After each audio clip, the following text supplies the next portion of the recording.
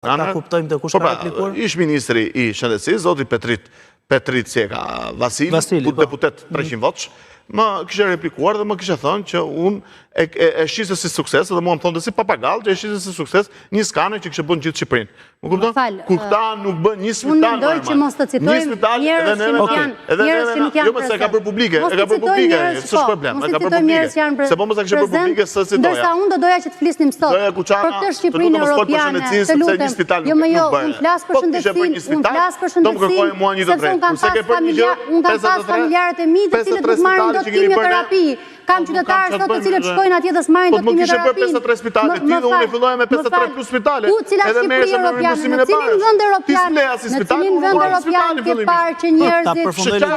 Jo, nuk më thot, në cilin vend europian ka parë ku duhen plotësuar kriteret bazë që janë social, ekonomik dhe politik. Pra shëndetësi, arsim, siguri duhet jenë prioritet për të shkuar në Bashkimin Evropian. Ndërkohë ti duke shkuar rrugës së Rinasit, ku do të jetë vendi më i sigurt dhe bandat hanë kokat e njëri tjetrit, se kryeministri ka thënë hëngshin kokat e njëri tjetrit. Kjo është siguria, kjo është integrimi evropian. Po kanë sjellë kryeministri pushtet ato banda.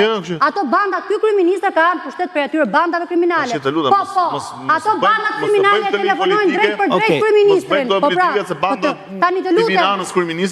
Jo vetëm kaq, por bandat kriminale vendosin për deputet dhe për ministra, prandaj nuk jetin në parlament, se nuk duan njerëz të cilët si shërbejnë. Bandat kriminale fusin ushtarët e vet aty në parlament, që nuk i njeh askush, që nuk kanë asnjë kauzë, as sociale, as politike, as nuk i njeh njëri, pra këta duan se Edi Rama do një parti që t'jenë me njerëz mediokritet, që të mos kuptojnë asnjë gjë. Nuk do njerëz që kanë bërë kauza. Të lutem. Këta kanë një problem me çështjen e votimit, se 90% të grupit parlamentar të Partisë Demokratike kanë listë mbyllur dhe nuk e di ç'është betejë.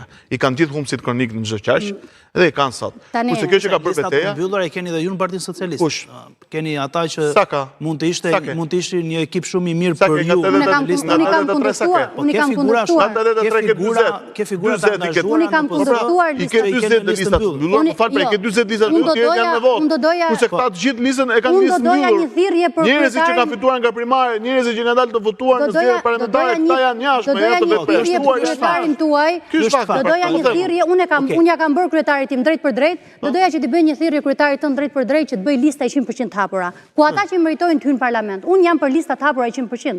Unë nuk jam për ca të nonës dhe ca të njerëz. Kryetari njerëzit më të fortë i vunin betejë kryetari. Ta bëjmë thirrje. Në listën e sigurt kryetari i Partisë Socialiste ka publike kryetarit tënd që të ketë 100% lista të hapura dhe të futen në parlament ata të cilët realisht kanë betejë dhe kanë meritokraci. Njerëzit të cilët kanë pasur vite dhe kanë eksperiencë në Partinë Socialiste dhe janë pionerë të jetës parlamentare. Ke njerëz në parlament të cilët sot i ke në karriget ku janë ullur, në karriget ku janë ullur dritora Avoni dhe ngjashmit e tij, sot ule njerëz mediokritet, njerëz të cilët vinë ta artikulojnë. Kjo është për gjithë forcat politike. Tani për Sali Berishën dëgjoj pak. Dëgjoj të jap një këshill.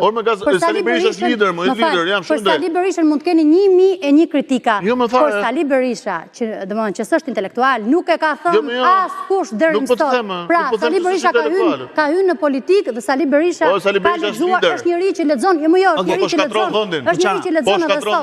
Nuk do të thuash Sali Berisha, unë do të flas për mediokritet, unë do të flas për mediokritet, më fal. Se duke pasur më opozitë të fort, mua më të rigjet gjaketa. Do da vjojnë pas pak të... Partia Socialiste du t'i bësh një thirrje që mos ketë mediokritet në parlament. Ka fut mediokritet. Kjo është nga të dyja forcat politike.